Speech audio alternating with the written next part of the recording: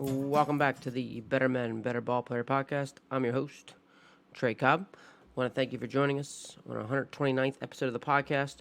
We get a chance to talk to Coach Billy Emerson, the head coach of St. Paul VI High School.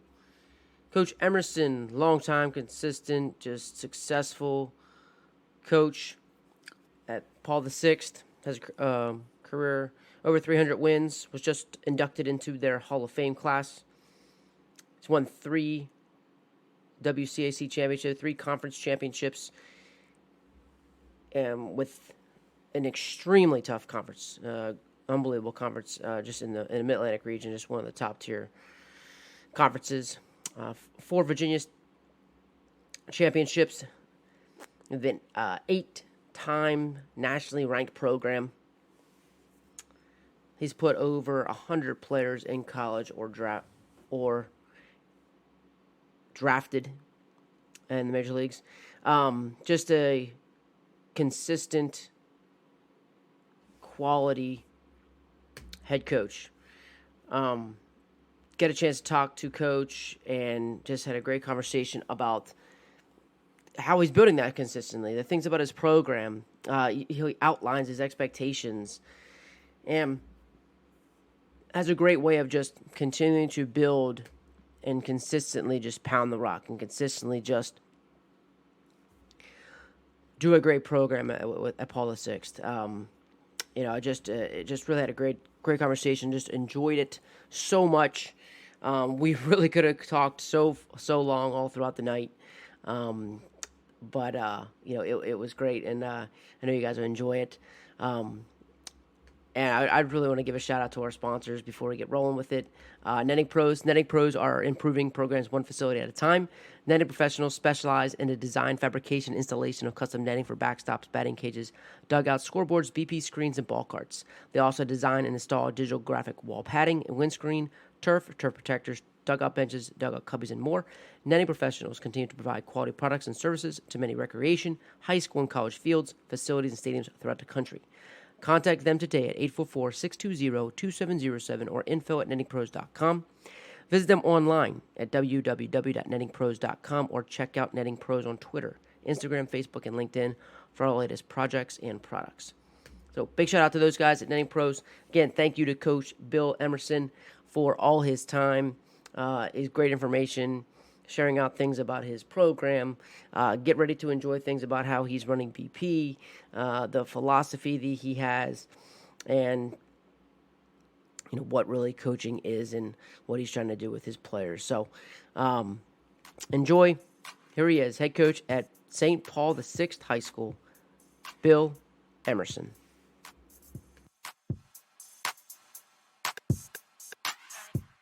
No, D3 baseball right now is well, it has been good, but like just some of what I've seen lately, I'm managing a team in what's called the Potomac League now. It was called the Northern Virginia Collegiate League, but they've changed the name. They built this new stadium in Tyson's Capital One ballpark. I don't know if you've seen it yet. And, there are a lot of small school guys in that league and just great players and tough players, and I look at that, my draft there, and there's some D1 guys that are playing in that league too. And I think there'll be more that will want to, if their college coaches will let them play in that league, just because of the cool environment that it is with this little stadium that they've built there, right in the it's got a city setting. It's really a neat place. Yeah. Right next to the Capital One built it. And they, I went to see Mary Washington play Marymount there. Okay. Great game. Two good teams. Great game. Great atmosphere. $2 ticket. They're selling beer there. They got a food truck. I think they were selling 16-ounce beers for $5. Wow. In Tyson's Corner. Yeah, that's absurd. Right. So, but I've seen these guys, man, and I just see, my draft strategy for your team. I went after older D3 guys because I know they're going to be men, and they're going to play hard, and they're going to be accountable, and there's some, because they're also, there's some high school guys in the draft, rising freshman guys that are going to D1 schools. And, I guess the average person looks at that on paper and it's, that can be pretty sexy. This guy's going to, whatever D1 it may be, but, I like to win. So Right. I want some of these older guys who I don't have to hold their hand, man. I can write a lineup and say, let's go, dudes. Straight So no blood. Good after. yeah. Yeah. And that's fun for me too. It's beneficial for me, like everybody plays summer ball. Well, I like to coach a little bit in the summer, just, and especially taking it up a level. I feel like it makes me better. I learn from being around these college players and just a little bit different speed of the game. It makes me better. And I got one of my coaches helping me too. So it makes us better. How long have you been doing that? So did you do it when it was the Northern Virginia League too? I did it when it was born in the COVID summer. Okay. Because a lot of the other college leagues had shut down all over the place. So, it was born that summer, and I managed a team called the Chili Dogs that first year. Nice. That was 2020. I took the summer off in 21.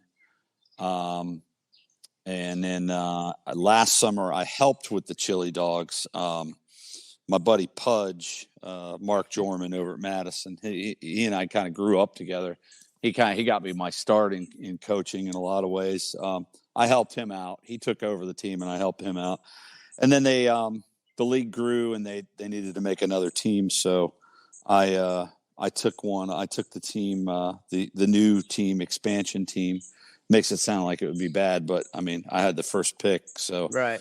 They picked my name out of the hat and I got the first pick, and not just because we were an expansion team. So all the teams are going to be, pretty good clubs. And, again, cool environment.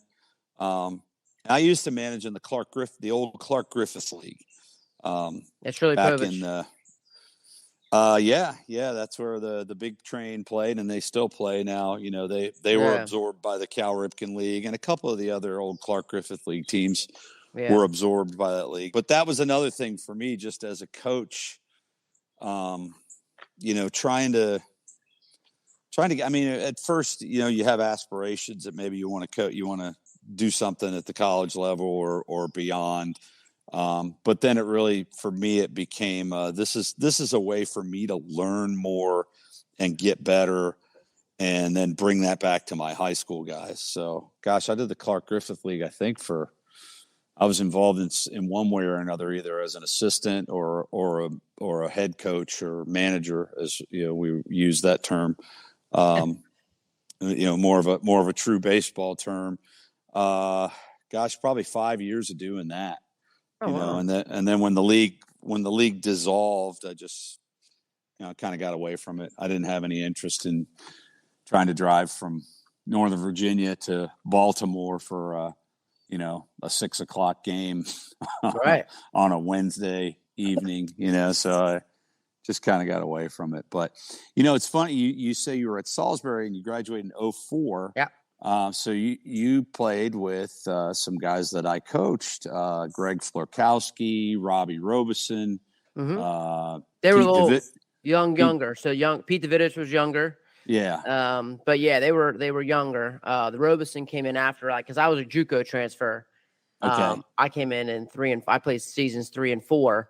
But Pete was a freshman when I was a senior. Okay. All right. So, yeah, a little bit of a connection there. That's cool. Now, where did you play JUCO ball? Hagerstown. Oh, okay. Wow. Because I'm a JUCO guy, product as well. I played at old Montgomery College, Rockville. Oh, yeah. Played it out with a triangle, the crazy triangle there, hitting the school in right field. Yeah. Played for George Schaffner, who was quite a character, man. And then I ended up at Mason for my last couple of years of college baseball. So that's great. Yeah. Yeah. Funny story there is I just came, George, we had a lot of guys. Shoot, I think the last team I was there were 2 draft picks on our pitching staff. This is a good team. Billy Brown, longtime George Mason coach, and Dayton Moore, who Dayton was the Royals GM and VP for a while, won them a World Series. They didn't even see me throwing a game. They came and watched me throw a bullpen. I had thrown a couple days before, and they were like, "Yeah, hey, come down. Can you throw a pen?" I threw a bullpen, and they offered me a spot from there, which was pretty wild. So, but a lot of those guys, being exposed to those guys, it's just really just a lot of good baseball people. You know the deal. You've done the same thing throughout your career in the game. I'm sure you take little bits and pieces from the best people you're around and try to make them your own somehow. Yep, especially and that's the thing, just being able to own it for sure, but having the mentality that I'm trying to learn, like you said, like from the get-go, even you're trying to learn from your college guys, for sure, man. Like that's it. That's the mindset of just like, I don't have all this stuff figured out, and just always trying to find a way to get better. Yeah, and that's baseball. I mean, that's why it's so much like life. You've never got it all figured out. You never do, and there's always a way to do something better. And so much depends on your personnel, their abilities, their strengths and their weaknesses, and their personalities, and the chemistry of your team. That's the fun thing about high school baseball is you can.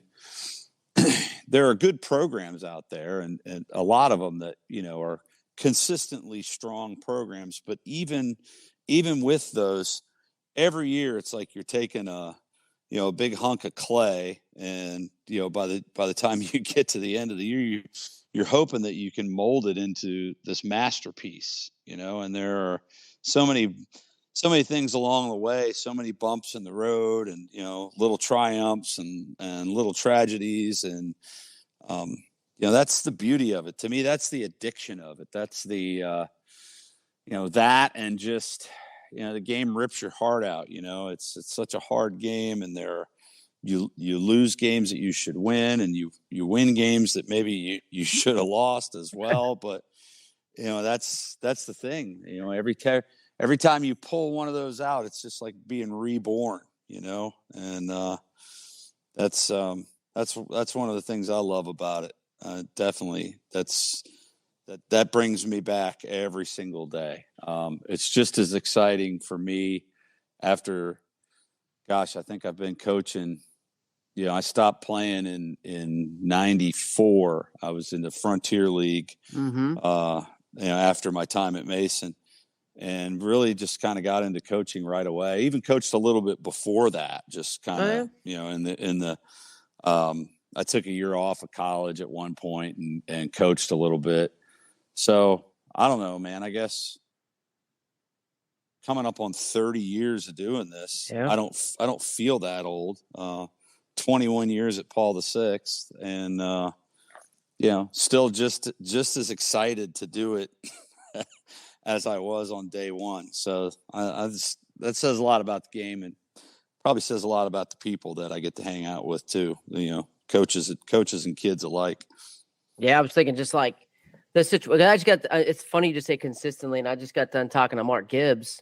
And I know you guys have battled plenty, and just about you said the consistently, like those programs that consistently show up. Your program and in St. John's, and like that's what I asked. Like Gibbs is like,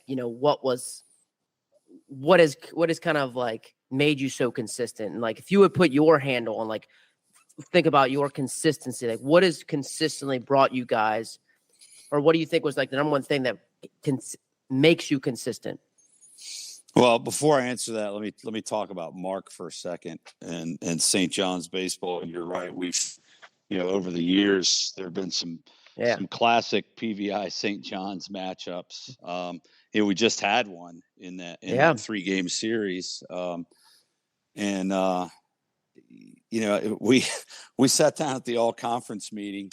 We had just gotten done picking the all-conference teams and the player of the year. And then, the guy running the meeting says, okay, well, let's go ahead now, and we're going to vote for coach of the year. And I said, can we just stop? Because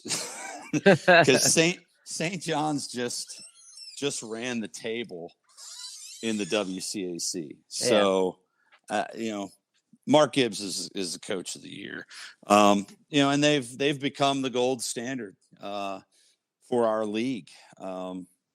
So I think probably a lot of the things that Mark said, I would say similar things.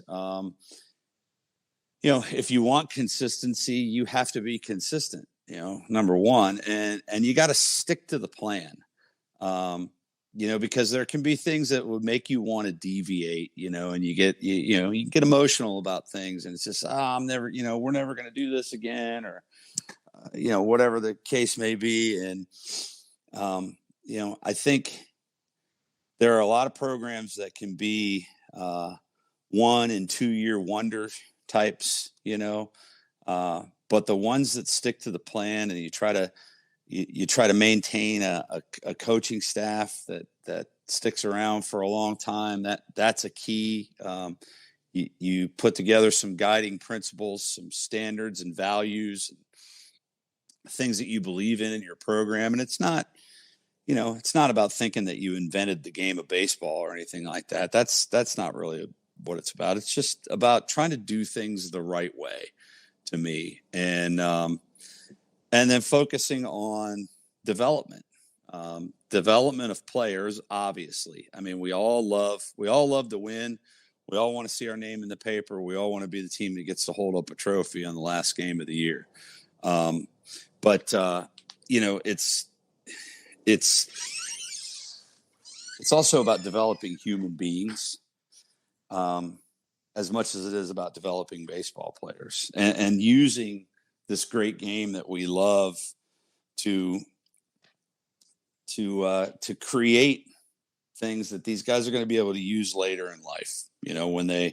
When they become college students, if they're lucky enough to become college baseball players, or even more than that, and then when they become young professionals, and we need them to be productive members of society, and they become husbands and they become fathers, and all of those things. I'd like to think, I know for me, there's a lot of things that I learned along the way from some of the great coaches that I was around as it pertains to human development, so I would like to think that, we try to do the same thing, and those are some big wins when you do get through to guys and they understand how to do things the right way. And I kind of feel like if you focus on that, then a lot of the baseball side of things will take care of itself. Just last week, I got an email from a college coach just who saw us play in the state semifinal. We lost to Benedictine in the state semis, really good team. Sean Ryan's been the coach down there for a long time. He played at Richmond. We played against each other in college, which is wild. So, wow. That goes back to like 93 and 94. We were playing against each other in college, and now we've been coaching against each other for a while. Lost a 2-1 ball game down there in the state semifinal to them. It was a great game. And got an email from a coach just talking about how much he admired the way our guys played, the way our dugout did things, just everybody's energy, their intensity, the way they competed. That's an awesome thing. That's a college coach that didn't have to take the time to send that email. And so to me, that says, hey, these kids are, they're doing what they're supposed to be doing, which is awesome. Another thing that was a really cool piece of news recently. We had a PBR. PBR rented out our field and did one of their events over there. And one of our kids was there, a younger kid who's going to be a pretty good player. Going to be a pretty darn good pitcher. I think you're going to hear a lot about him down the road. And the scout from PBR sent me a text message just saying, hey man, just want to let you know we're all done. Everything's all cleaned up and locked up. And oh, by the way, your player was leaving and saw trash in the dugout and stopped and picked it all up before he left. Heck yeah. And and that's just like, wow. Those two messages kind of eased the sting of losing down there in Richmond last Friday night, but not all the way, of course. But, right. It's just things like that. And then that gets you excited for, what's to come. We're getting ready to do end of season meetings with our guys. I'm excited to talk to all these guys about, this summer and what they're doing and planning for next year. And, using the experiences and the battles that we went through this year as fuel to do more next year. I mean, we had a pretty good year this year, but I think everybody, the whole gang, is excited to go and try to do more than we did. How do you I'd love to just touch base, like a couple things that you kind of talked about, because like some people think that these things just come, I think, naturally as like, oh, this team just doesn't do that. Like you talk about the dugout, right? And like how your dugout life is. Like, how do you cultivate that within your program, or like, do you work on that, or do you talk about that? Do you guys, I'm just thinking about that because a lot of times people just say like that just kind of happens. Yeah, I think it does just kind of happen, but I think you have to establish a culture. I think one of the things is we've got a pretty good camaraderie amongst our coaching staff. Okay. And I think that's, that's one of the reasons. I think the kids saw that this year, and I think it's kind of as we go, they go, which is a really cool thing. Doing this as long as I've been doing it, one of the things I've always said, though, is that you can't orchestrate or choreograph team chemistry. You can do things to foster it, I think, just by establishing a culture of, hey, this is the way we do things, and we're not afraid of anybody. And, we pick up trash, we do things the right way. We hustle. We don't walk on the field, the same kind of stuff that, all of us that have been involved in the game a long time, probably believe in and try to do. But you got to talk about those things, you got to have those standards and values. And then I think, you can foster chemistry through those things. But if you try to force it, I think it becomes fake. And I think, one thing, a quote I'll steal from Billy Brown, my college coach, and he's right. You can't fool the players. You can't, it's got to be real. You cannot fool the players. So, if you're trying to do too much, sometimes you need to scale back. And just be patient and wait for it to happen. It's like trying to get somebody to love you. Yeah. You can't force somebody to love you. It's a great point. Either they're going to love you or they're not going to love you. So, I mean, you can certainly do things to push things in that direction and foster those things. But, it's a complicated thing. And like I said, every team, every year is different. It's a different group of guys, a different group of personalities, a different group of abilities. And that same thing goes with chemistry. So we have some things that are, kind of traditions, things we do, like when when our guys walk out of the building and they hit the left field gate, we run to the dugout. And then whether it's practice day or a game day or whatever. And then when we're done at the end of the day, they've earned the right to walk out of there, little traditions like that. But you got to let different teams do different things. Like this year, our guys wanted to dye their hair for the postseason. I've never really been a big fan of that. But, I didn't, I heard it was going to happen. I didn't tell them, don't do it. Just kind of let the team. It's like when a guy over manages a game. Yeah. Sometimes you just got to let the game play itself. Just let the game play itself and let things work out. So, I hope that all makes sense. Try to give you the best answer I can on that. No, for sure it is. Like, I think because you just never know, and I think that also just gives you also a peek into your how you handle it and how you kind of running your program and things like that. So here's another question about like your standards and values, because you said as you cultivated those kind of things and you're fostering your values, like, is that something that you're doing every year? Are those just been like just concrete pillars that you've had over the years? Yeah, I don't think it's changed very much. Okay. We have certain expectations. We expect things to be done at a certain level.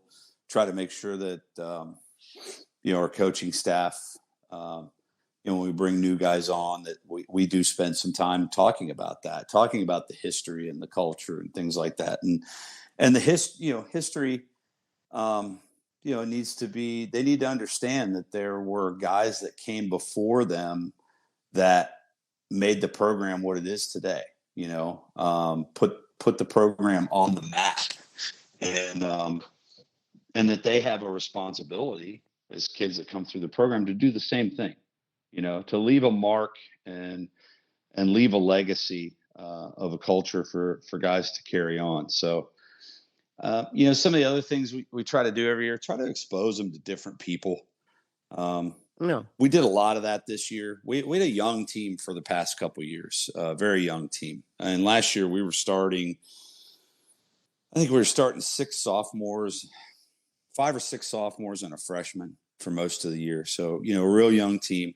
They started to grow up this year. Obviously, you can see with the results Right. and what they did and playing a really tough schedule too. So this off season, we tried to, we added a few guys to the coaching staff this off season, some vital guys.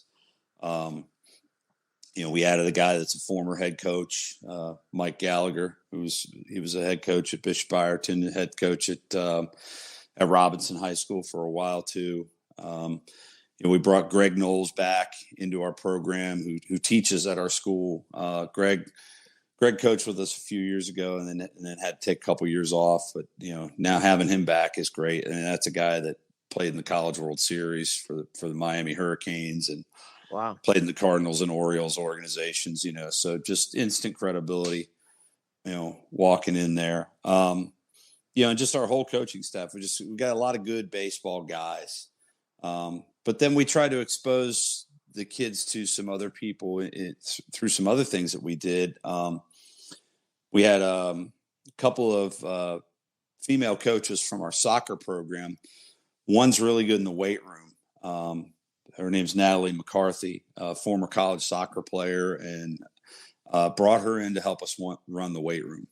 And she did a great job. And, I kind of jokingly say this, like the guys, they worked harder for her than they would for me. They don't want to look bad in front of Coach McCarthy. All right. And we did a little yoga. I had another coach from our girls soccer staff, Sarah Vertis, who's a yoga instructor. Kind of helped our guys learn a lot more about flexibility and how to use their bodies and stuff like that. We brought Brandon Geyer in. I'm sure you know Brandon. Mm-hmm. And what he does, just to talk to our guys about that, and I'm also the athletic director at Paul VI. So, okay. I'll use my coaches, I have my football coach talk to our guys. I have my boys basketball coach, Glenn Farello, who's also my assistant AD, come in and talk to our guys, and we do a lot of classroom sessions in the off season. We do pitchers and catchers meetings. We had to do those via Zoom for a while, and we still do sometimes. It's funny how things have changed because of COVID and some of the habits that were different habits and rituals we've picked up. But we'll do classroom sessions with the hitters too. We do some stuff on mental toughness, and sports psychology. So just exposing them to a wide variety of stuff and just trying to do everything to prepare guys. It's great that we have the facility that we do is turf field. So, as long as it's not snowing or nasty outside in some other way, we can always get outside on our field. So we planned a lot of stuff in the winter where we got out there, and, we got a great facility with a great weight room and got the guys in the weight room. We we measured what everybody did, and to a man, everybody was stronger in all of our major lifts at the end of it all. We had guys that had put on a good amount of weight, 60 times that were improved, not just because we were faster with our thumb on the stopwatch either. I mean, they were legit 60 times, and the flexibility too. We did some flexibility testing and got these guys a little bit more pliable. Just because without that, all that speed and strength, it doesn't matter if you can't use it. And if you're not flexible, you can't use it. So, looking forward to doing that again, taking this to the next phase. We got a handful of Power 5 D1 commits. And, one of the things we talked about last fall was you guys don't look like you're a Power 5 D1 commit, so we got to start working on that. And guys worked their butts off. Some guys got a lot bigger and stronger and started to look the part a little bit more when they walk onto the field. And those physical attributes, they paid off statistically. Yeah, that's what they did. What are your do you take those classroom sessions into the season, or is that just strictly in the off season? Mostly in the off season, because I tell you, when you get in the season, our occasionally if we feel like we need to do like a pitcher catcher meeting or something like that, we will. But our schedule's a meat grinder. We just played 32 games in 70 days. So the math on that, it's just 3.2 games a week. So that's a lot. Got to take one day off a week. So that leaves a little bit of time for practice. So, I think what we do, however, is as an extension of some of the stuff that we do in the classroom, we'll bring those statistics out that support the things that we talked about all winter long, leading up to we do a thing called QPAs. We have our own system for that. A lot of people call it QABs. We call it QPAs, for quality plate appearances.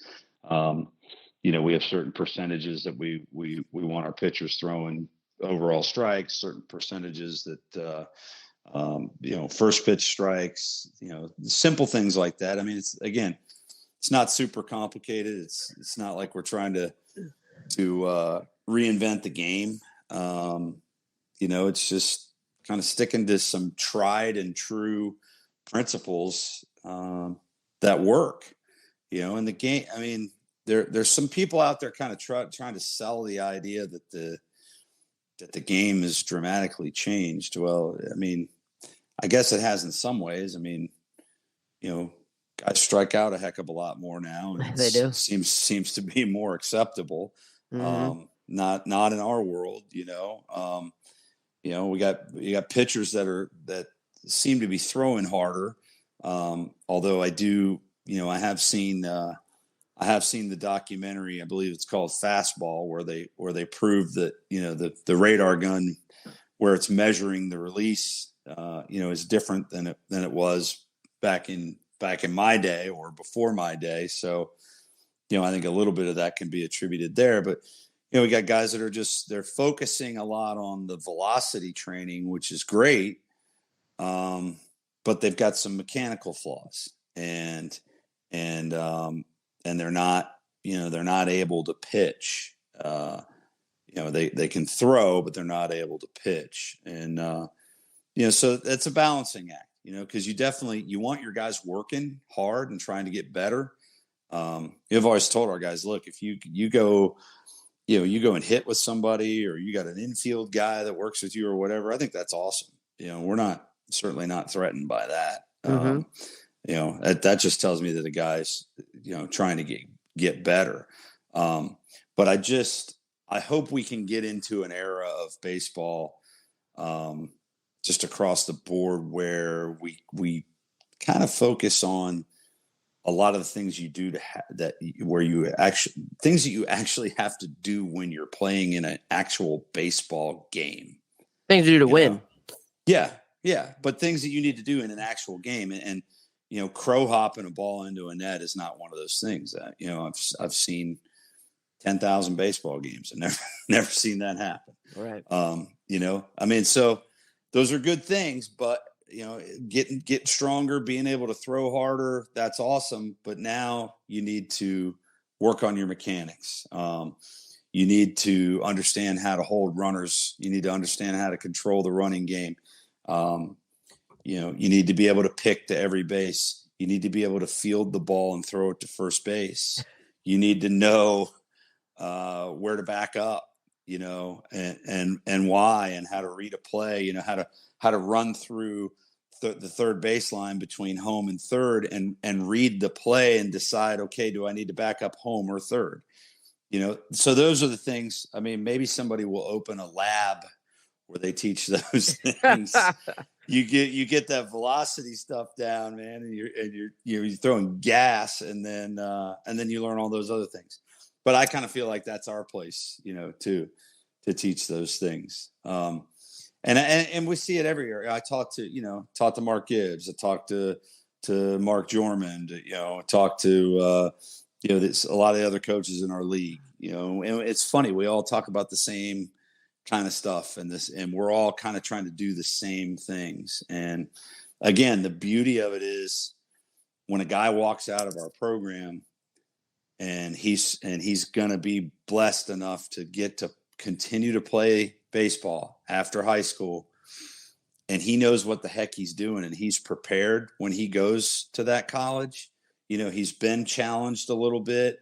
He's developed some mental toughness. He's learned some of those finer nuances of the game. That's an awesome thing. And it's so fun to watch those guys go and just continue to progress. You'd like to feel like you played a small part in that development for them, going down the road. Yeah, that's like one of the best compliments, man. I love that. Guys that are they were fully ready for it, and it is. I love that. It is truly, like you said, an awesome thing. It is, and it's tough, man. Because you got an 18-year-old kid walking into an environment where he's going to be playing baseball with some 20, 21, 22-year-old dudes that are men. Yep. And they're seasoned. They've been up and down the road a few times, and they know what the heck they're doing. If you're not prepared for that, that can be overwhelming. Yep. Unfortunately, we've all seen some kids go to college and kind of, fall on their face sometimes. And that we don't want that to happen. I want our guys to be prepared. And I've heard other coaches say this too, that they're, another huge win is when a guy comes back, a couple of years or maybe even 5 years down the road and tells you, hey, coach, I really understand what you were saying now. I wish I would have understood it a little bit more. But to me, if he got a little piece of it and took it with him, man, that's a win right there, in itself. Absolutely. Like, so you think about that preparation is like, what are some of the best ways that you prepare your guys for the next level? Well, it's what we've always tried to, Phil said that Phil Quintana, one of our coaches, who's an awesome baseball guy with a great background in the game and just a great teacher, and a mentor. I call him, he works a lot with our younger pitchers mostly. I call him the pitcher whisperer because he's great with those guys. He gets a lot out of them. And he goes, this program at Paul VI, he goes, you guys, and this is coming from a guy that coached college baseball. He's like, we run this program like a college program. We run these practices like a college practice. So I think if it starts with making sure we got objectives every day. We're not just walking down the ballpark. Hey, okay, what are we going to do today? We got certain things that we're working on, and try to explain to the guys why, and try to explain to them how this is going to affect you right now, and how this is going to affect you down the road. And this is why we want you to do it. And this is how, you're going to help us win games. Things like that. Again, it's not rocket science. It's pretty simple. It's sticking to the plan, sometimes you got to say a lot of the same things over and over and over again.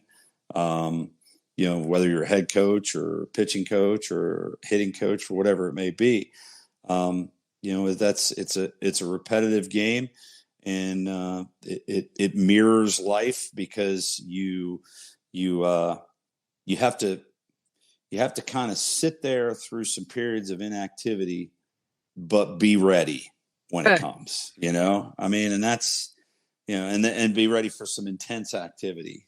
So you got to be ready for, one of the things we talk about is being ready for that right now moment, when, if I was to say to you, hey, Trey, you're in right now, go grab a bat. Got to be ready for that. So it's the daily process. It's sticking to the plan. It's making sure that you're prepared. It's trying to teach guys the value of paying attention to detail and how all those little things will add up. And I truly believe there's a karma that surrounds this game, that when you don't pay attention to detail and you don't value the little things, this game comes back and bites you so hard. And it's just, it's the weirdest thing. So you don't want to, some people refer to them as the baseball gods. I don't, because, there's one God for me. I call them the baseball demons. I want to keep the baseball demons away. It's not about trying to please the baseball gods. It's trying to keep those baseball demons away from us. That's good. That's so good. Oh, that's good, man. When you're an old man like me, you come up with, stuff you've heard, steal from people, and then try to make it your own. I heard that from somebody somewhere along the line, I'm sure. Keep the baseball demons away. Yeah. They're going right. That's great. That is really good. Oh, man, that's good stuff. Shoot. I was just thinking about, like, as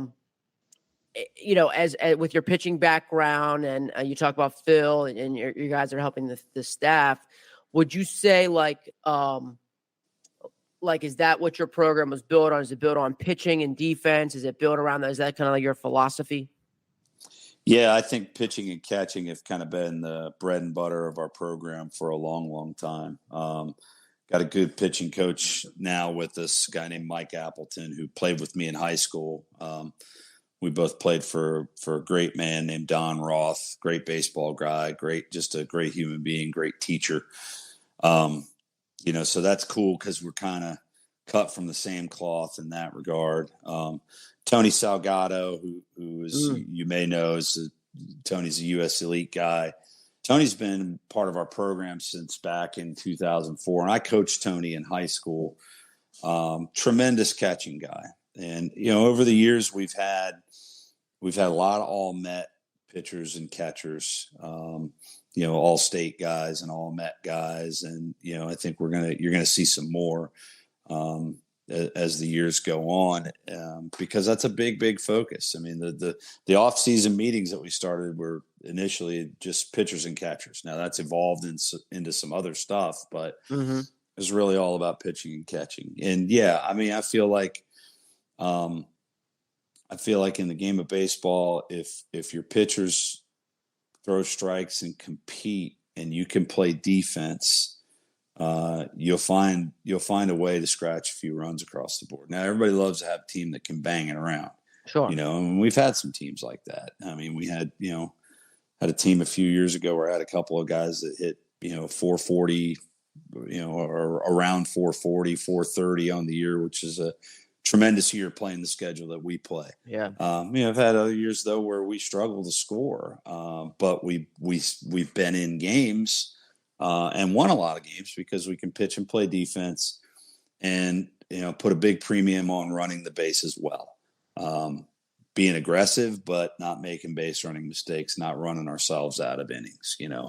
Guys getting picked off when they shouldn't be getting picked off, or guys not tagging or going part way when they're supposed to be doing that. So we work on those things. I mean, every time every time we take batting practice as an example, batting practice is not just about hitting. In fact, I think if you did the math on it and just the number of swings that guys get, it's really more about defense and base running. And we implement a base running system into our BP, and guys are making 1-out reads, guys are getting secondaries and reading bunts down.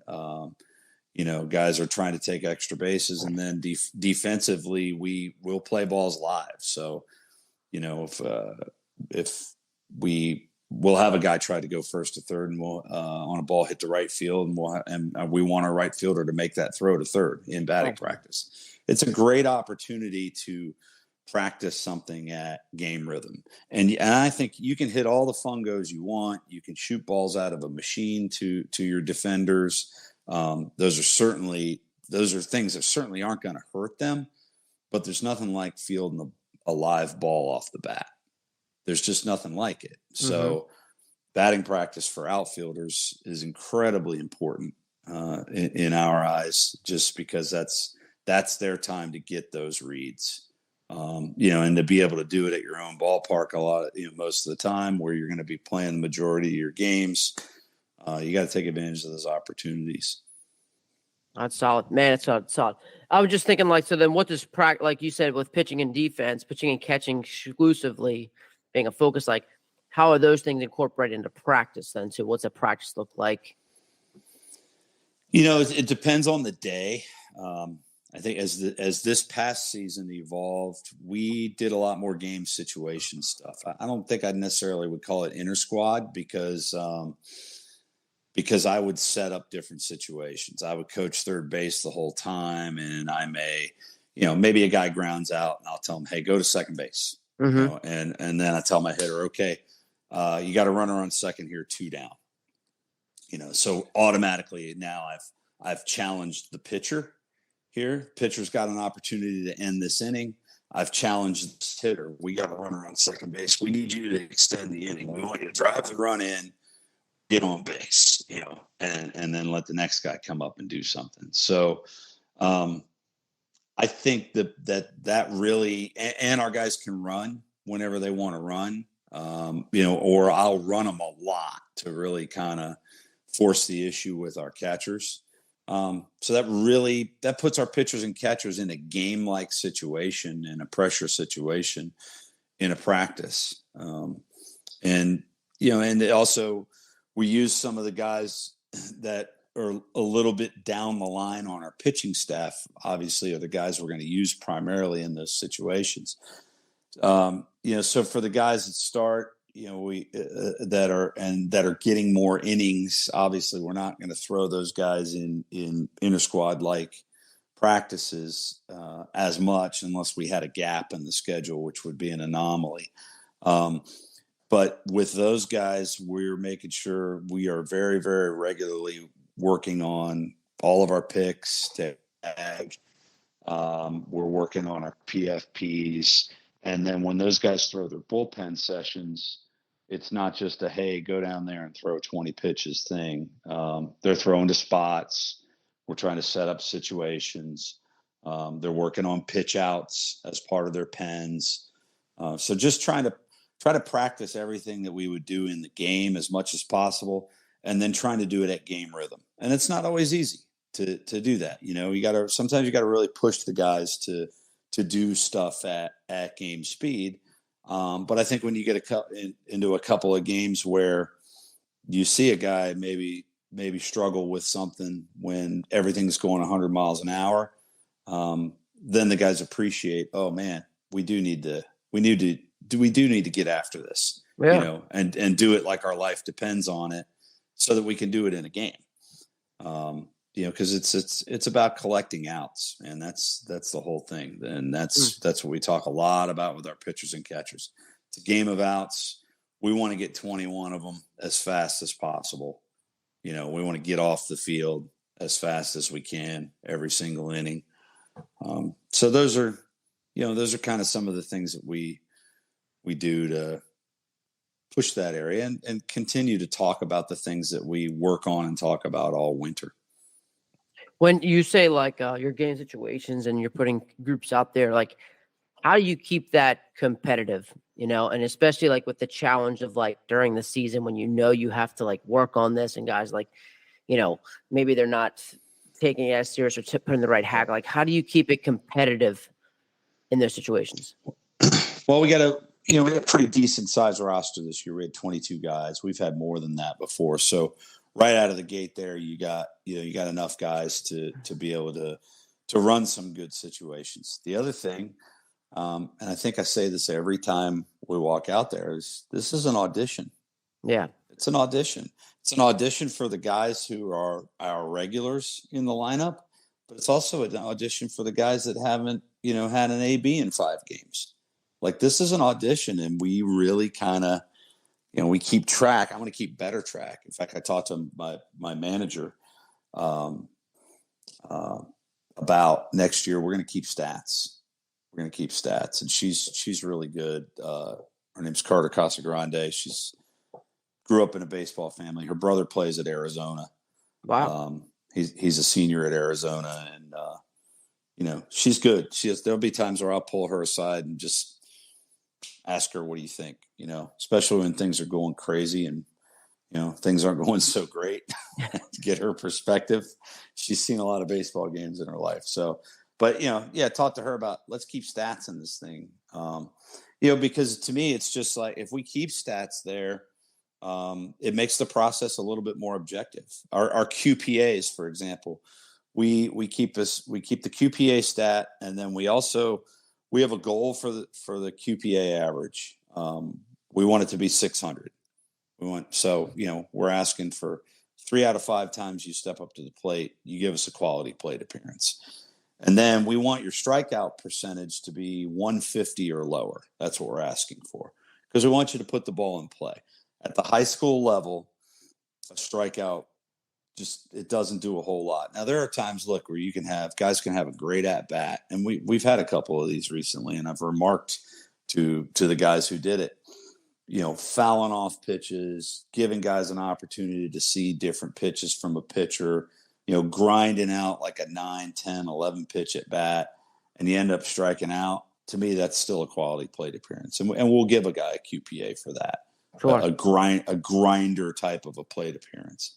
But otherwise, the strikeout, it does nothing for us. It really doesn't. But if you put the ball in play, especially if you put the ball in play on the ground, I love line drives, because line drives end up getting in gaps too. Just so don't get me wrong. We're not trying to tell guys we want them hitting ground balls. We want them hitting line drives, but we do also want them hitting ground balls, because you hit a ground ball, somebody's got to field it, and then they've got to throw it, and then somebody on the other end has got to catch it.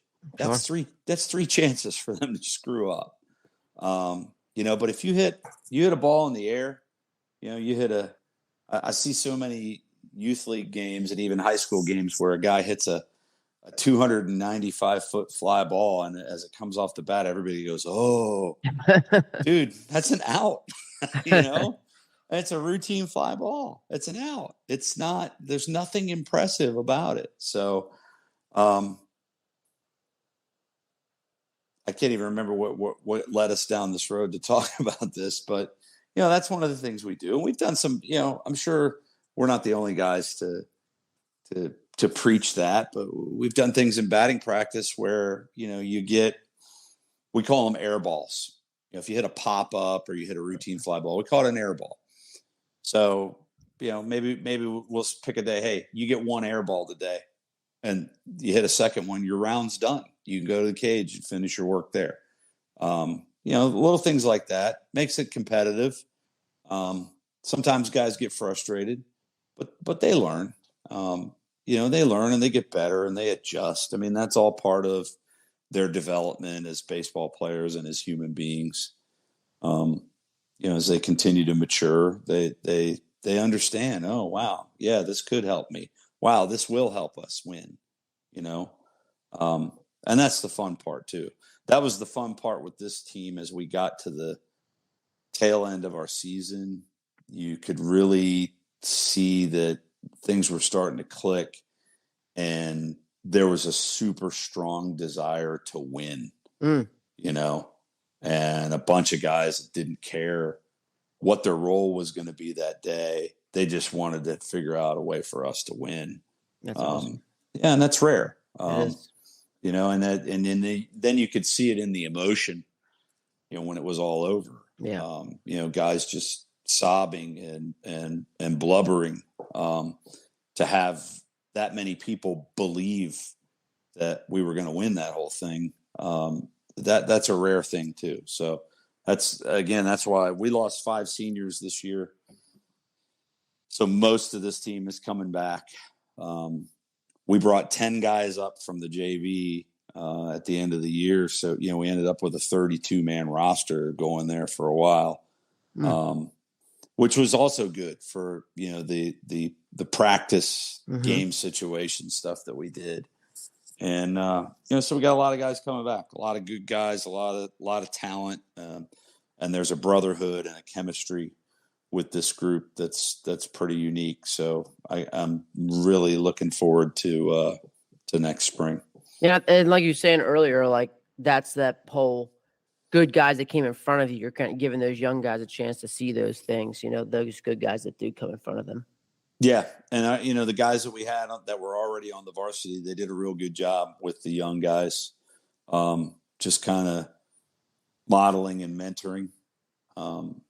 Again, it's something that you don't want to talk a whole lot about. You don't want to try to choreograph it. You just want to put some things out in front of them to hopefully push them in the right direction, and then let them do it themselves. They've got to do it themselves. It just otherwise it's fake. Sure. Like you said, you force it. You're forcing it. And I the one question I had, Doug, about your project with the QPA, because this is I've gone down this rabbit hole, is like, here's what I wanted the offense to do, right? The QPAs. And so do you then focus maybe a pitching performance for the opposite of those things? Like the opposite of a quality pay appearance, like you said, an air ball, you know what I mean? Like, are you focusing any of your pitching processes based off of, like you said, that kind of like what you want the offense to do? The big numbers thing in the pitching process is their strike percentage and their first pitch strike percentage. And then obviously, typical, everybody wants to limit walks for, the free passes. We want to try to force bad contact. We want to try to force bad contact as early as possible. When you get ahead, statistically, you have a tremendous advantage as a pitcher. Statistically, if you throw strike one, which is why on the flip side of that, we talked to our hitters about getting after fastballs early in the count as early as possible. It's funny how that works. So those are the things that we're looking for from our pitchers statistically. Limit the free passes, throwing a ton of strikes so that they can be efficient. We got a couple of good velo guys on our squad. We got a kid that's a Virginia Tech commit who's a low 90s guy, and he is incredibly effective when he's more efficient. When he when he's striking out maybe a few less guys, and obviously walking less guys, and then we know, hey, we can take him deeper into the game. But if we're looking in the third inning and a guy like that is already at 50 pitches, that's not what we want. So those would be the numbers things that we focus on there. And then defensively, we talk about just as a goal, we want 1 error per game or less when we get to the end of the season. If you can do that, that's pretty awesome. I don't even know where we were on that this year. I don't think we hit that goal. But we also talked about trying to turn as many double plays as games played. And we got pretty close to that. We played 32 games. We turned 26 double plays. We could defend a little bit. Wow, that's awesome. Yeah. And that's right. There are things with base running as well, obviously, maybe not so much statistically, but we talk about steal a certain number of bases. But the base running stuff is probably a little bit more philosophical than it is statistic driven. It's talking about always looking to take 2 bases at a time. Mm-hmm. Like our game plan is, we're always going to take 2 until we can't. Mm-hmm. Until you're shown that you can't. Little things like that, and minimizing the mistakes. A lot of people say, freeze on a line drive. Mm-hmm. Well, you don't necessarily freeze on a line drive. You need to read it back, because you're not, it's either going to get through or it's not. Mm-hmm. So you're not going to go any more than 1 base usually anyway. So, why take the chance? So Mm-hmm. calculated risks, reading dirt balls, something that we'll practice, as well. Trying to read and anticipate and time up your secondary to where, if you see that trajectory of a breaking ball and it's heading into the dirt, just take off and take bases. And when teams can do things like that, it's demoralizing for the other team, I think. And I don't think those things are hard to do if you practice them. The other thing is right along with that, just our whole, our mentality as a team and how we present ourselves. If your team's flying around everywhere and everybody's hustling and everybody's high energy and everybody's vocal, that can be demoralizing for the opponent too. If not intimidating, probably more so intimidating than demoralizing. But it could be demoralizing if you're pounding them too. That's for sure. That's it. So those are just it's the things that we ask for. It's not a lot. It's not a lot. And I'm gonna I think I have a picture. I want to read it to you of a chart that we had in our dugout. Just kind of encapsulates what it is that we want. Let me see if I can find that. I don't want to delay us too much here. So this is basically what we ask for. So it's pretty simple. Just overall, everything. Preparation. And what I mean by that is just making the effort to prepare every day. Like, you got to prepare. You can't come out to the yard and talk about what happened in science class and, just eat your sandwich and BS around and then think that you can just hit the switch. Like, you got to come out and prepare. So preparation, attention to detail, effort, focus, selflessness, and toughness. We want those 6 things in every single thing that our guys do. And when it comes to offense, we want the QPA approach. We want them to be aggressive in hitting situations. Here's what I mean by hitting situation. Hitting situation,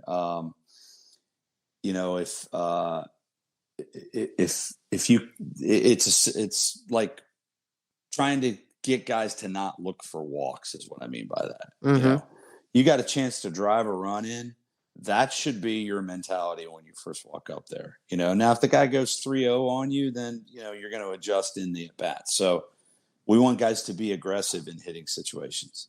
You go up there and you got runners in scoring position. We want you looking for a fastball to swing at and put in play. 2-strike approach. We're big on that. Guys need to make an adjustment. Again, the strikeout does nothing for us. Execute when called upon. So we ask you to sacrifice bunt. We ask you to try to bunt for a base hit. We ask you to hit and run. We ask you to slash, and whatever it may be. You got to execute when called upon. You get 2 strikes on you, and we got a runner on second base and nobody out, or a runner on third base. Man, can you hit a ground ball to the second baseman for us there?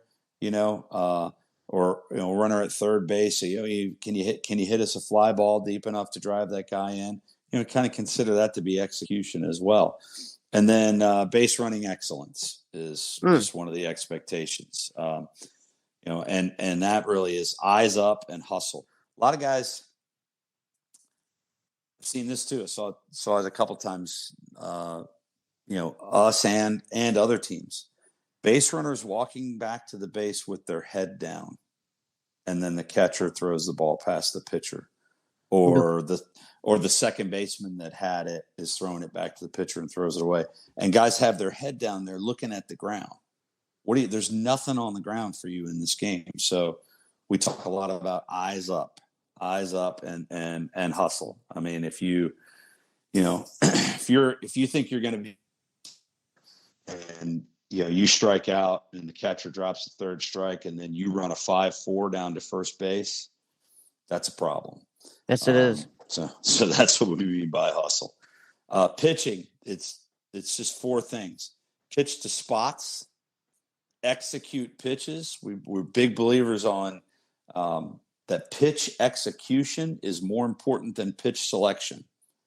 It's not, oh man, I should have thrown a slider there. No, just dude, we call it a changeup there. Your job is to throw the best changeup you've ever thrown in your life right there, that pitch. Mm-hmm. Pitch execution over selection. Make adjustments. The definition of insanity, as we all know, is doing the same thing over and over again and expecting a different result. You got to make adjustments on the bump, man. You got every once in a while, if you can't find your breaking ball, for example, you got to bounce one, and then find that happy medium. And then the last thing with the pitchers, rise to the challenge and post a 0. If you're playing a really good team, which we play a lot of them, you can't expect that, we're going to get you 5 runs in the first inning, dude. You got to go out and post a 0. You got to go 0 for 0 with that guy. It's like if a team's facing Max Scherzer, they're not that Scherzer never goes, oh man, you guys didn't get enough runs for me. That's why when you're facing a stud, it's going to be a low scoring game. Mm-hmm. It's going to be 1-0, 2-1, 3-2, 4-3. It's going to be one of those games. So rise to the challenge and post a 0 for us. Defense, pretty simple. Cherish outs. Outs are so important. We want our kids to love an out as much as they love hitting a home run. Want the baseball, anticipate. So, your pitcher's throwing. You should be thinking, man, this ball's coming to me and I'm going to make the play. No play, no throw is a big thing for us. Why take risks? Calculated risks only, and make sure you're backing up. And again, eyes up and hustle. I see middle infielders who don't back up the pitcher with a runner on third. I see infielders who look down at the ground and they're kicking dirt and walking around and turn their back to a base runner who could potentially, hit from them. That right there, in a nutshell, what I just read to you is up on the wall was up on the wall in our dugout because we change things and adjust every year. You tweak things and you learn that some things are good, some things don't work as well, or you may learn something new. Those are our expectations. That's what we ask, and it's not a lot. And again, the proof is in the pudding, man. If you can get a group of guys to do that stuff right there, you can have a lot of fun on the baseball field. Oh yeah, and I think it's also like you said, you kind of worked out like the preparation, the practice, and how guys are doing those things. Like you're working on the keep your head up and hustle during practice. These are also things that you're just doing. These aren't just game things, and like you said, you're putting them in your practice. A couple of things with like your base running stuff that you're going to do during practice, like especially during BP. How do you incorporate, let's say, like base stealing during that time, or is that really just kind of the base running part as you're like going first or third, or like you're reading the down angle on the bunt? Are you incorporating any kind of base stealing in that? I don't other than the hit and run, which is hit and run steal is a little bit different than a straight steal. I can't say that we do in BP. We will ask guys to, we want them to slide when they're doing all the base rank stuff. So that's the tail end of practicing a steal. But otherwise, the only time we we would do that as when we're setting up game situation stuff, inter squad type stuff. So that's when you're working your base stealing is really just when you're throwing your game situation stuff with the pitcher on the mound. Yeah. Yeah. And a lot of times, like I told you before, we'll have a guy steal and maybe he'll get thrown out, but I'll keep him there, or I'll move him to third, or I'll send him back to first so we can set up another situation. Just trying to create moments in practice that are game-like so that they've done it before. Brandon Geyer, when he came and talked to our guys, he talked a lot about, when you're in a game situation and you're trying to calm yourself down and you're trying to focus, just to remember this is what you've trained for. Mm-hmm. So if you've done it, if you've done it before, to me, it should be easier. And just remind yourself that you've done it before, or you have your coaches are always going to remind you, you've done this before. It's easy. You've done some of these things these guys have done a million times. So just take it that way. Game's hard enough as it is, man.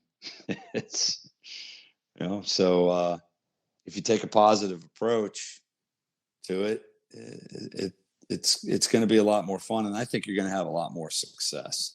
You go into the box pressing, or you go out onto the mound worried, then you're not properly prepared. That's part of that preparation. Sure. And I think that's where the preparation will breed confidence in those moments. Absolutely. Absolutely. And that, that's what we're shooting for. Mm-hmm. Absolutely. Yeah.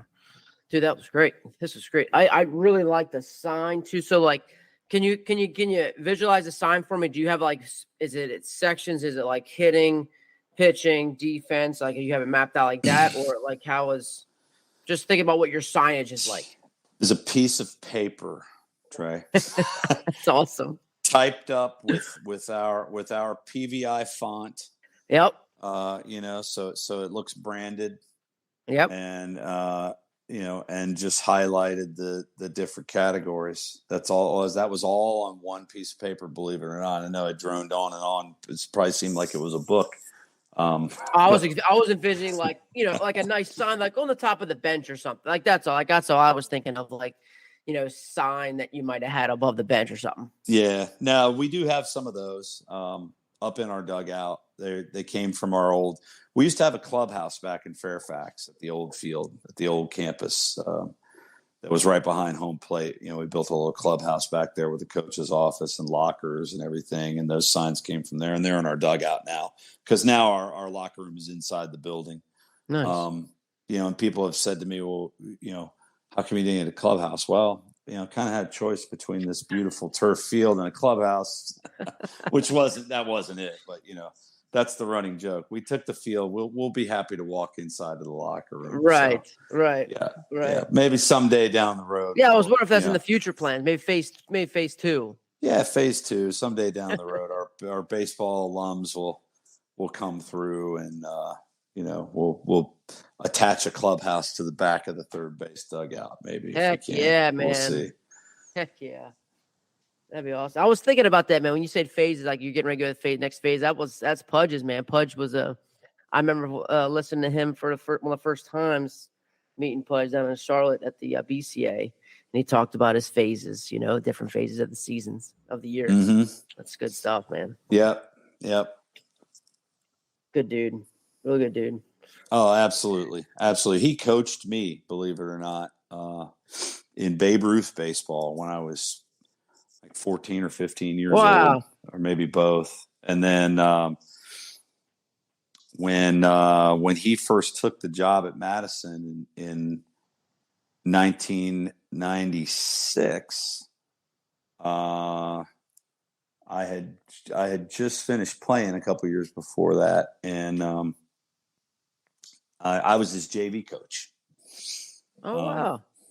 So that's where I coached some of those guys from Salisbury that came right after you, coaching JV baseball at Madison. And then he helped me get the job at TC Williams after that, and coached there for a couple of years. And Man, That's where how was it coaching there with that whole history of the football program and all? So I actually shared a storage closet with Herman Boone. Wow. Denzel Washington played him in Remember the Titans. Herman was a hardcore dude. Denzel's a little soft compared to the real Herman. God rest Herman's soul. But Herman was the golf coach at TC when I was the baseball coach, so I got to know him then. So TC was a great place. It was cool. It was a baseball program. It was in shambles, and I was lucky enough to be there at the right time where we had like a handful of kids that were really serious about baseball. And I was a very young coach, 26, 27-year-old coach coming in there all fired up and, brought a little energy to it. And those five serious baseball players got those other guys on board. And, we went from a team that I think won 3 games in my first year to, we went to the region semifinals. So we were 1 game away from states back then. So that was cool. Tony was our starting catcher and leadoff hitter, Tony Salgado, on that 98 team, probably the best team in TC Williams history. And he was a big part of that. He was a super leader on that team. That's super cool. Yeah. How big was like Herman, like them, that whole, I guess, crew, like kind of like how you mentioned earlier, like how you're bringing in like different coaches to kind of help with your teams. Like how much did they do that with other teams? Like were they instrumental in kind of helping other programs along? At TC back in that era? Yeah. Things were starting to change a little bit there at that time. I also coached football when I was there. Herman was no longer involved in the football program at all in any way. Alexandria, just the city was changing a bit, and so it was not the football powerhouse that it was in the 70s and 80s. I think the year I coached, I think we were 5-5. We struggled a bit to win those 5. But Herman was an interesting dude, and I can remember when he was talking about, I've got a screenwriter, and I'm gonna make a movie, and this and that, and we roll our eyes at him and everything, and then when it happened, we were like, hey man, you were right, you weren't lying, so he was a pretty good dude. I worked with some cool people there. That was just part of the journey. From there, I went to Annandale High School briefly, just for 1 year, and then I left Annandale because I went to Madison High School in Vienna, and the assistant AD job opened up there, and it was kind of a dream job for me. So I took that and I did that for 3 years, but I wasn't allowed to coach. And I just couldn't take that anymore. So, in a roundabout way, found out about the Paul VI gig, and Pudge was actually a part of that as well. And some people really pushed me to go over there and take the baseball job. And, here you are. Here I am 21 years later, and I've been the athletic director for, I think it's 12 years now. Yeah. 12 years. Yeah, that's great. Go ahead. No, I love, like, for me, like, I teach, and man, for me to be a athletic director and coach, it's like, oh man, that would be super nice. But man, it's such a tough thing to balance with how many nights and weekends that you have. And, I'm sure it's definitely challenging. It is. It can be at times, but I'll tell you what, I got a great staff, and we've been together for a while. So everybody kind of knows their role, and they embrace their role, and we don't step on each other. And we pick each other up when needed. And that Mm-hmm. makes a huge difference. And I got a great bunch of coaches. Look, we've had a lot of success because we have great coaches and we have great kids, great families at Paul VI. We just both our boys and girls lacrosse teams just won the state championship this spring.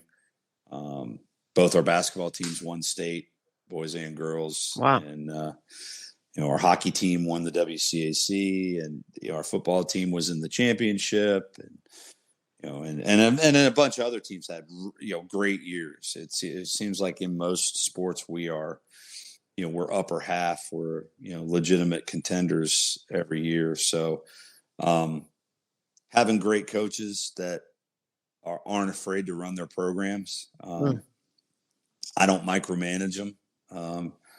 We kind of lay the foundation and make sure they understand what the expectations are, and that they understand that we're here to help them, whatever they need. So if there's any ever doubt about anything, they, a phone call or a text away, basically 24/7. Sure. But the good ones, I don't hear from them a whole lot, and because they run great programs. Mm-hmm. So it's enjoyable for me just to go and, I get paid to watch sports. It's a pretty good gig, and like I said, we all help each other out. It's a very family oriented place, and very blessed to have been there for a long time. They even put me in their Hall of Fame this year.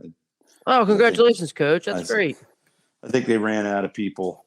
So we're searching for some more, because there's been so many awesome people that have gone in. But that was a huge honor, and particularly with a lot of the people that are in it, and just a special thing. But I'm not going anywhere. I'm planning on sticking around and doing this as long as I can, as long as they'll have me. That's great. It's been a great ride, but I want to stay on it. And, I've had two daughters who have gone through Paul VI. They're both, one went to JMU. She's got her master's. She's working up in Pittsburgh now with a Catholic mission group called Focus Missionaries. And then my middle daughter, she's, and they both played sports at PVI. Middle daughter is just graduated from Virginia Tech. So I had to drive from when we lost Game 3 to St. John's. My son, who's a sophomore and got pulled up to varsity with us this year, my son and I got in the truck at St. John's and drove to Blacksburg for the 8 a.m. graduation the next morning, and then drove back so that we could get ready for practice the next day. We didn't drive back. We did drive back later that afternoon. So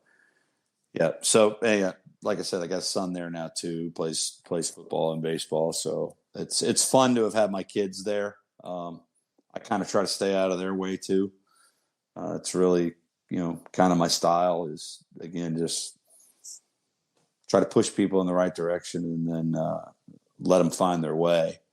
If you surround yourself with good people, which I've been very blessed and fortunate to do, a lot of this stuff takes care of itself. And it's just, it's a blast. Certainly beats working a regular job. Oh man, it's so good. So good. I was wondering, just wrapping up, man, it's almost 10 o'clock. We've been about an hour and a half. I was just wondering, just and final words, something maybe we haven't gone over that you've kind of felt that you wanted to share, something on your heart or something we haven't gone to, man, just kind of wrapping things up. I just, just kind of want to see what you thought. Any kind of closing thoughts? I guess from the perspective of being an athletic director, along with being a coach, I get to talk about coaching and leadership and strategies and things like that with a bunch of different coaches in a wide variety of sports, which is really cool because, people, even though some sports are dramatically different. There's not, for soccer, for instance, there's not a whole lot in soccer that you could relate to baseball or vice versa.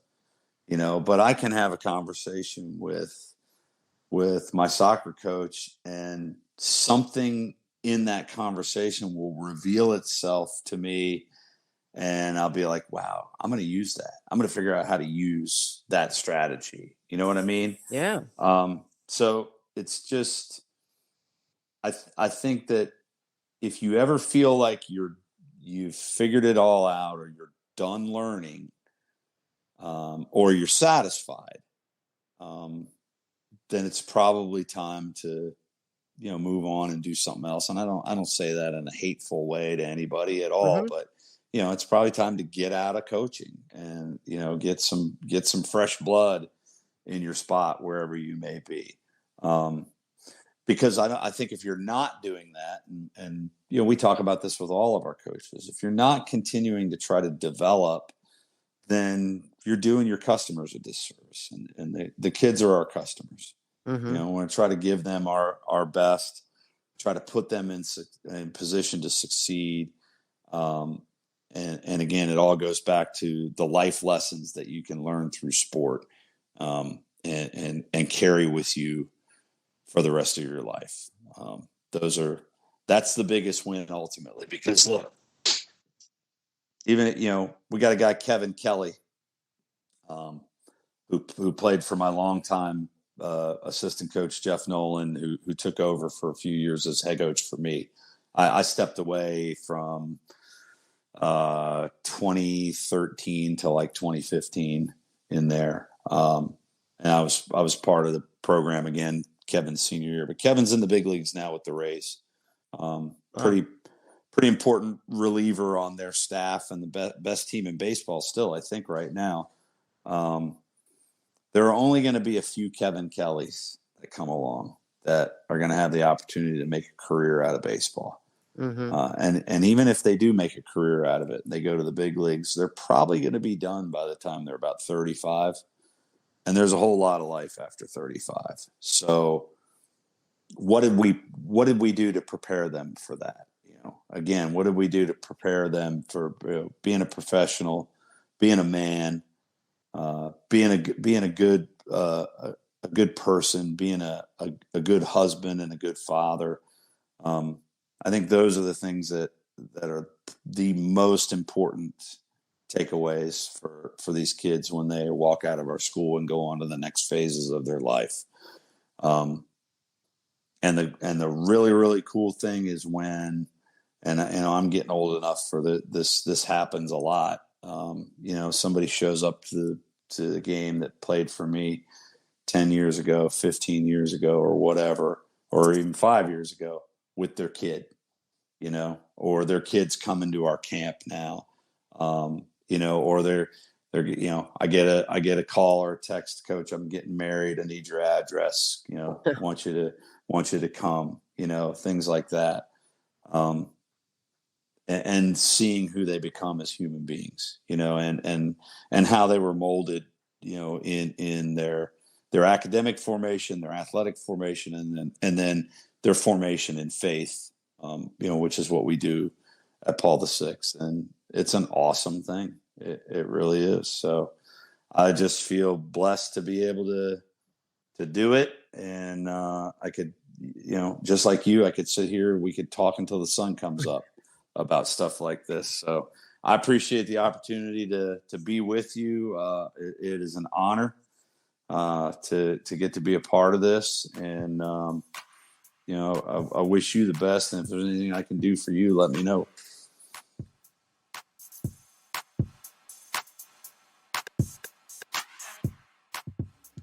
Coach Emerson, really just can't thank you enough, man. Just really enjoyed our conversation. Can't wait for the next one.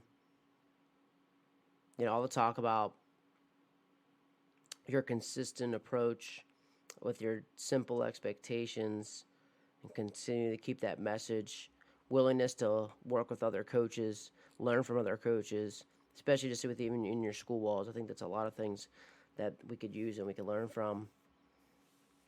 really appreciated that message.